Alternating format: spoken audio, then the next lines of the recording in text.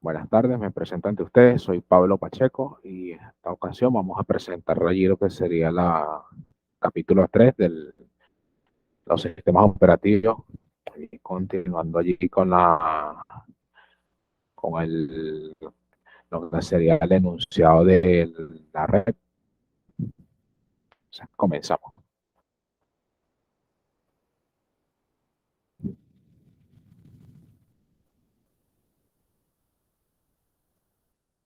Vale, para comenzar allí entonces damos una breve introducción, en el cual sería un proceso administrativo, o sea, un conjunto de actividades que permite alcanzar un objetivo en específico. Los procesos deben de ser relevantes en una organización. La finalidad como tal que se busca alcanzar serían lo que se le llamaría las 3 E, en el cual sería eficiencia, efectividad y economía en una entidad. Y con respecto a este proceso está vinculado a la misión, productos y servicios que ofrece una empresa. Es un conjunto de actividades agrupadas en una etapa secuencial, como quien dice. Con respecto a la definición del proceso, se podría indicar allí que un proceso se puede definir como un programa en ejecución y de alguna u otra forma más precisa, como la unidad de proceso, la unidad de procesamiento, CPU, está gestionada por lo que sería el sistema operativo. Todos los programas cuya ejecución solicitan los usuarios lo hace en forma de proceso.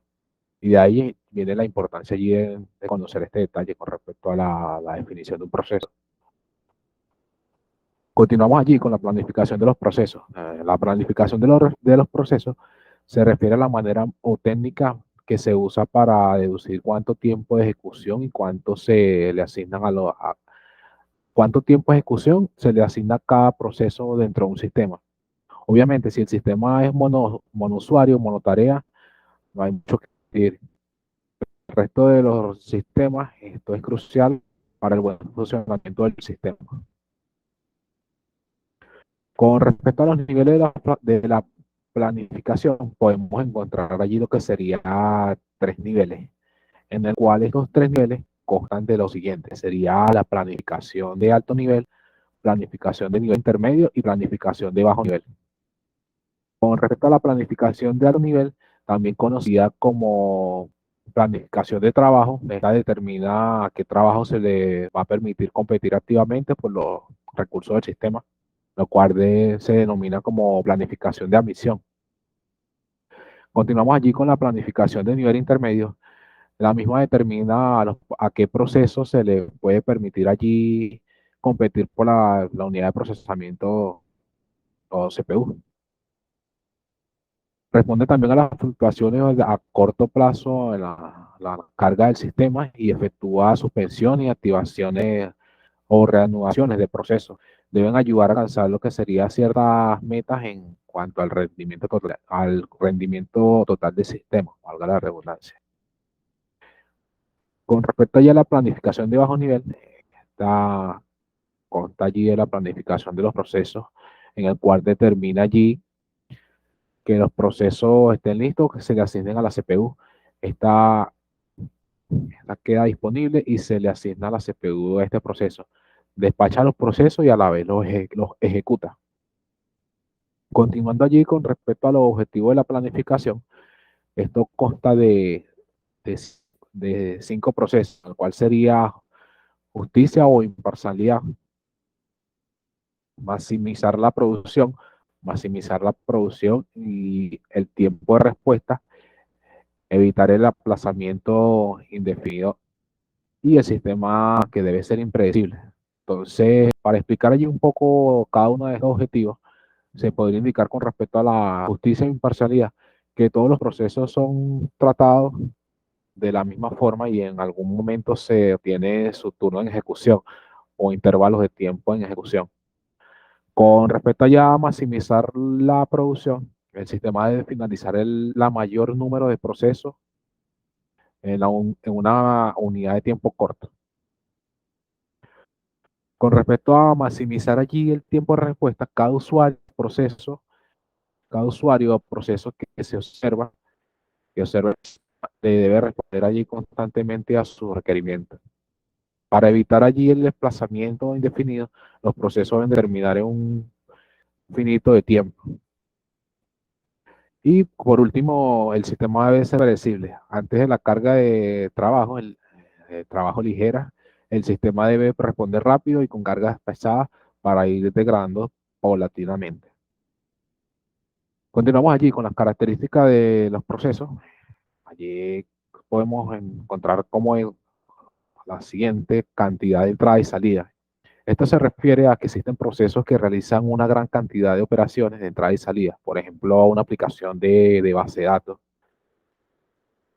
Continuamos allí con la cantidad de uso del CPU. Existen procesos que no realizan muchas operaciones de entrada y salida, sino que usan intensivamente la unidad de procesamiento, una unidad central de procesamiento, como por ejemplo operaciones con matrices. Allí también tenemos la siguiente característica que sería procesos por lotes o interactivos. Un proceso por lote es más eficiente en cuanto a la lectura de datos, ya que generalmente lo hace de archivo y mientras un programa interactivo espera mucho tiempo. No es lo mismo el tiempo de lectura de un archivo que la velocidad en cual la persona está tecleando allí los datos, está introduciendo los datos, por el cual varía allí la respuesta de los usuarios. Continuamos allí con las características. Continuamos con la siguiente, sería los procesos en tiempo de ejecución. Si los procesos deben dar respuestas en tiempo real, se requiere que tenga prioridad para los turnos de ejecución. Y por último, tenemos como característica allí la longevidad en los procesos. La longevidad en los procesos se refiere al proceso que típicamente requeriría varias horas para finalizar su labor, mientras que existen otros procesos en el cual solo necesitan algunos segundos. Continuamos allí con la planificación apropiativa y no apropiativa. Con respecto a la planificación apropiativa, es aquella en la cual a un proceso le toca su turno de ejecución, ya no puede ser suspendida, ya que puede arrebatar en la unidad central de procesamiento, puede causar daño. Este esquema puede ser peligroso, ya que si el proceso se detiene accidentalmente o deliberadamente ciclo infinito, el resto de los procesos que se están llevando a cabo puede ser aplazado de forma indefinida.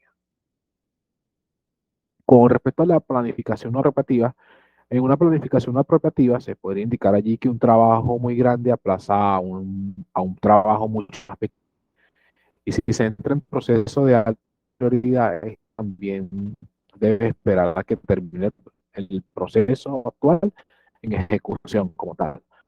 Continuamos allí con respecto a la asignación de turnos en ejecución. Con respecto a la asignación de turnos de ejecución, los algoritmos de la capa abajo, para asignar allí el turno de ejecución, se describe con respecto a los siguientes procesos. Se podría describir allí la asignación de turno de ejecución por prioridad. Entonces, por prioridad querría decir allí que la mayor prioridad se ejecuta de primero. Ejemplo, si existen varios procesos mm, con mayor prioridad que otros, para ello se podría ejecutar allí la prioridad. Pueden ejecutarse de acuerdo a la orden, al orden de llegada o por continuando allí con lo que sería la asignación de ejecución, tenemos el siguiente, que sería el trabajo más corto primero. Es difícil de llevar a cabo porque se requiere de saber o tener allí una estimación en cuanto al tiempo que se necesita para culminar allí el proceso. Pero sí se sabe que se ejecutan primero aquellos trabajos que se necesitan menos tiempo y de esta manera se obtiene el menor tiempo de respuesta promedio para los procesos. Teniendo en cuenta como ejemplo, si llegan 5 procesos, tenemos como ejemplo el proceso A, B, C y D. Si cuyos tiempos del CPU son de 26, ejemplo 18, 24 y 4, las unidades de tiempo, me refiero a estos procesos, se observa que el tiempo de ejecución sería E, D, B, C.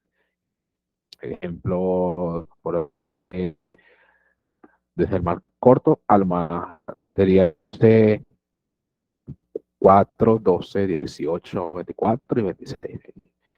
Allí con respecto a a la unidad de tiempo, que sería el más corto del primero.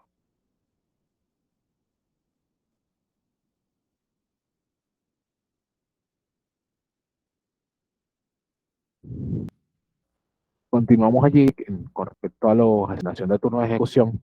Continuamos allí con el primero en llegar, primero en ejecutarse.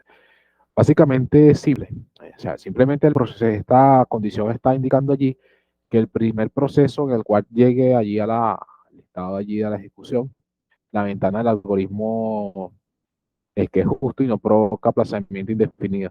La desventaja es que no aprovecha ninguna característica de los procesos y pueden servir para, o sea, tiempo real. Continuamos allí, entonces tenemos el siguiente algoritmo, que sería ahí Round Robin, también llamado por turno, que básicamente consiste en darle a cada proceso un intervalo de tiempo para que se ejecute, o llamado slicing. Y también cada vez que se vence el intervalo se copia el contexto del proceso a un lugar, a un lugar seguro y se le da turno a otro proceso.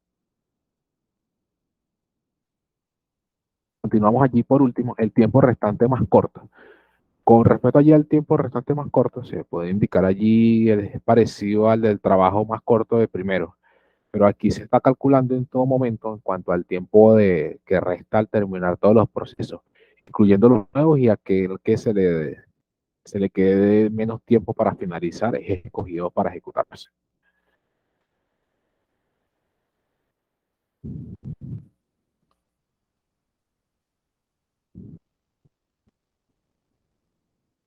Y básicamente allí culminamos allí con respecto a este tema.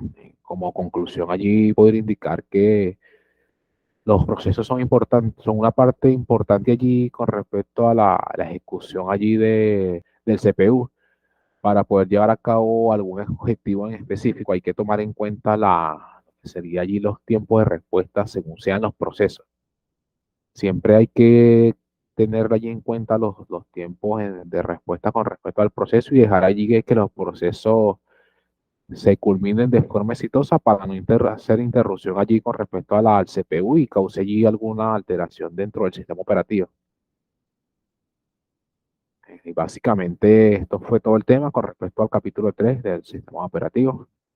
De igual forma vamos a cargar allí en la unidad del sistema operativo, vamos a cargar allí el enlace con respecto a este material.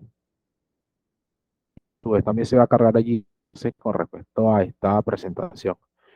Esto ha sido todo. Muchas gracias. Feliz tarde. Hasta luego.